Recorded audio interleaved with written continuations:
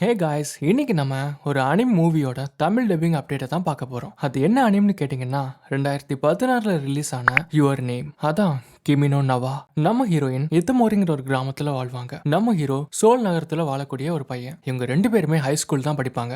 திடீர்னு ஒரு நாள் இவங்களோட சோல்ஸ் வந்து சுவிட்ச் ஆயிடும். அதாவது ஒரு நாளைக்கு மட்டும்தான். இவங்க திரும்ப ராத்திரி தூங்கும் போது திரும்ப பழையபடி அவங்களோட உடம்புக்கு போயிருவாங்க. இது வாரத்துல ஒரு 3 நாள் நடக்கும். கிட்டத்தட்ட ஹெவன்லி ஐடல் கே டிராமாவோட கதை தான். கூடு விட்டு கூடு பாயறதுல மட்டும். முதல்ல அவங்க இது ஒரு பெரிய கனவுன்னு நினைச்சுப்பாங்க. ஆனா அப்புறம் தான் தெரியும் இவங்க உண்மையாவே கூடு விட்டு கூடு பாஞ்சிருக்காங்க. ஐ மீன் பாடி சுவிட்ச் ஆயிருக்காங்க அப்படின்னு. அவங்க ஒருத்தருக்கு ஒருத்தர் வந்து நோட்ஸ் மாதிரி போன்ல வந்து விட்டுட்டு போவாங்க. இது இப்படியே கொஞ்சம் காலம் தொடர்ந்துகிட்டு இருக்கும். ஆனா திடீர்னு ஒரு நாள் அவங்களோட பாடி ஸ்வாப்பிங் வந்து நின்றுது. இதுக்கிடையில அவங்க உண்மையாவே லவ் பண்ண ஆரம்பிச்சிருப்பாங்க. ஏன்னா அவங்களோட ரெண்டு பேரோட சீக்ரெட்ஸுமே அவங்களுக்குள்ள நல்லாவே தெரியும். ஸோ நல்ல புரிதல் இருக்கிறதுனால ரெண்டு பேரும் லவ் பண்ண ஆரம்பிச்சிருவாங்க. இப்போ ஹீரோ வந்து ஹீரோயினை கண்டுபிடிச்சு அவங்க ரெண்டு பேரும் ஒன்று சேர்ந்தாங்களா இல்லையா, அதான் பேலன்ஸ் கதை. இதுல ஒரு கோமட், அதாவது ஒரு எரி நட்சத்திரம், அது ஒரு முக்கியமான பங்கு வகிச்சிருக்கும். அது இல்லைன்னா மொத்த கதையே இல்லைன்னு சொல்லலாம். இதை media Rockers and Tamil ஒட்டாக்கு fan dubbing team 2 வருஷம் எஃபர்ட்ஸ் போட்டு தமிழ் டப் பண்ணியிருக்காங்க. தமிழ் டப்பிங் எப்படி இருக்குன்னு கேட்டிங்கன்னா ரொம்ப சூப்பராக இருக்கு. டைலாக்ஸாக இருக்கட்டும், ஸ்கிரிப்டாக இருக்கட்டும், வாய்ஸ் ஆக்டிங்காக இருக்கட்டும், எல்லாமே அஃபீஷியல் டப்பிங் அளவுக்கு